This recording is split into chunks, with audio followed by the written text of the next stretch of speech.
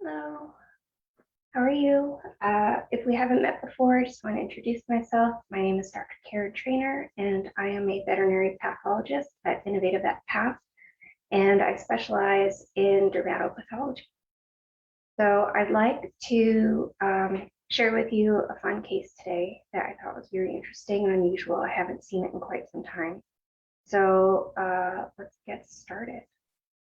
If you have any questions as we go through, please post them in the comments below, and then I will respond as soon as possible. All right. So let me introduce you to our case today. This is Blackie, and she is a 12-year-old female spayed domestic long hair. And she presented to the dermatologist because of proliferative and erosive lesions that were ulcerated as well on the left side of her face and on the left pinna. You can see that there's sort of a bulbous swelling as well. I would just want to mention that these clinical photos are courtesy of Dr. Michelle Roy at Veterinary Dermatology and Allergies. So initial presentation, there was a significant amount of crusting on the surface, and there were small lesions on the left medial forelimb and one digit on the back foot as well. So there's multiple locations involved. Lesion on the head at presentation back in February of this year. The cat had been chronically getting Depomedrol for allergies and itching. The lesion was cultured, and she was treated with chloramphenicol and mupirocin for MRSP infection. And then she was also on dexamethasone at a tapering dose. So she started to get anti-inflammatory doses and atopica, and they were treating for presumptive eosinophilic plaque. Then the crusting and thickness of the lesion improved significantly. The pruritus improved with steroids, but the lesions themselves, they were still thick, but they never really reduced in size and still persisted. So in spite of this, they went ahead and continued treating and then decided, okay, it's time for biopsy. You can see how dramatic this lesion is, and it's essentially taking over the pinna. So I'm going to switch over now to the scan slide. So I've got that pulled up. So at low mag, from these punch biopsies, you can already tell from edge to edge, top to bottom, there's a diffuse process going on here. So when we're approaching a slide like this from a pathology standpoint and we see a lot of blue and loss of normal architecture, heavy infiltrate of some sort, we're at a decision tree. And that decision that we first make is tumor or inflammation. So we have a pretty diffuse process here. And we'll take a closer look and see if we can't figure that out. So this is what was the surface. It's completely ulcerated and eroded. It's covered with serous-cellular exudate, lots of fibrin, and then some inflamed granulation tissue here. There's lots of small caliber blood vessels that are forming, and just a very mixed collection of inflammatory cells. So we see in here neutrophils, we see eosinophils, we see loads of plasma cells, and a whole mix of cell types. So that's on the surface and with the inflammation. We also see some MOT cells. So MOT cells, I was taught by one of my professors in vet school, are constipated plasma cells. They're filled with their product. They're making antibodies. But then we also see these other cells pop up. And who do these look like? These are round cells. They have discrete cell borders, and they have a somewhat central to slightly eccentrically placed nucleus, compact nucleus, And then it has these granules in the cytoplasm. It almost looks like mast cells. So maybe there's some mast cells mixed in. Okay, so we'll keep that in mind, but we'll keep taking a look at what else is going on. So normally when we have many different cell types, that's usually a clue to us to lean inflammatory. But that was up on the surface, and you saw how ulcerated that was. And this is now what, September, early to mid-September. I think this was from back in August, though, that I received this biopsy. And the lesions were going on at least since February. So very, very chronic lesions. So I wouldn't be surprised that there's going to be a very thick layer of mixed inflammation. Again, here's more of those MOT cells hanging out. So that's interesting. But then we have almost sheets of these round cells again, and they have very vacuolated, finely vacuolated cytoplasm, and they look a little bit different. So what's going on here? I was thinking my differentials were histiocytic or poorly granulated mast cell tumor for this type of lesion, which I have not seen in a very long time. I was also considering something along the lines of a xanthoma. I was also considering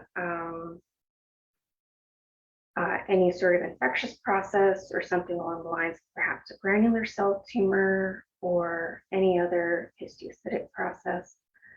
But I really had a sneaking suspicion that this was a mast cell tumor since it never fully went away. So mast cell tumors in cats can be somewhat pleomorphic. As we look around, we see some cells here are binucleated.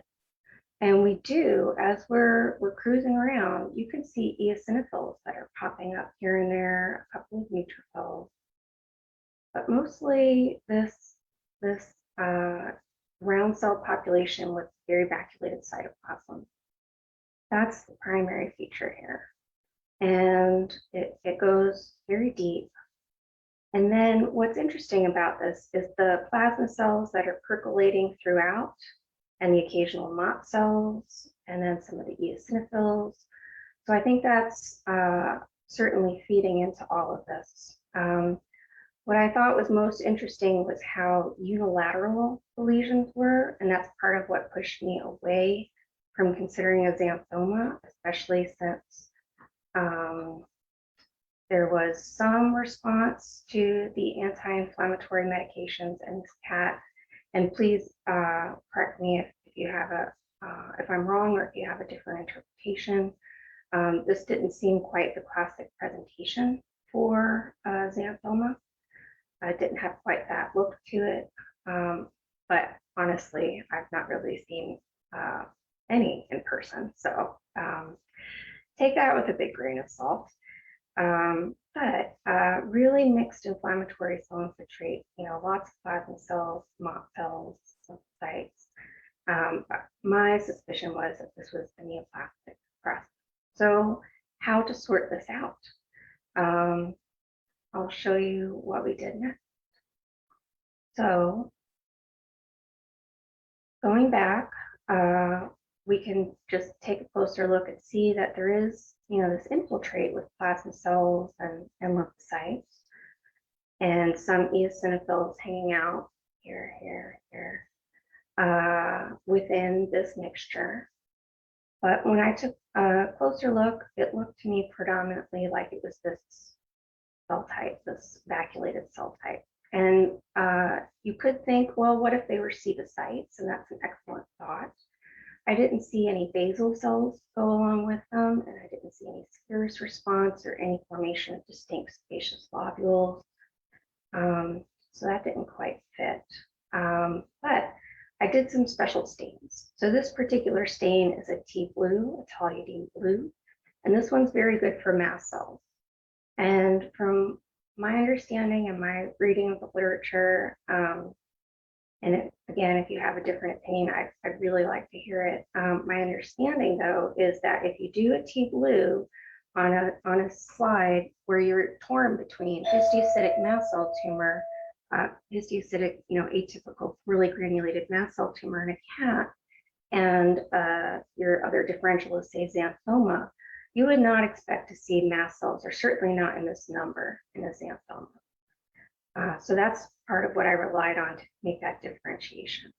So here again, we're seeing all these metachromatic granules in the cytoplasm of these mast cells.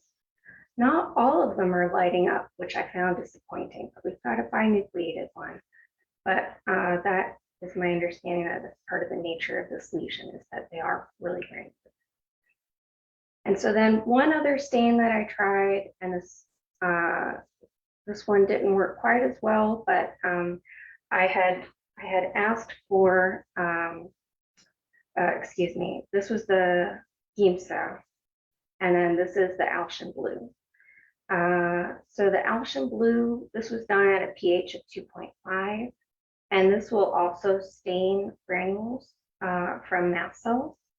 And this is used more commonly in human pathology. In veterinary pathology, most labs use either T-blue or Giemsa, depending on their pathologist's preference and how stains work in their lab. So this was just another example. I wanted to get another stain just to make sure that the staining was consistent across stain types. And you can see that it highlights those, they're sort of a turquoise color with the Alcian blue at the pH 2.5, and they show up quite nicely. So there's quite a few of them.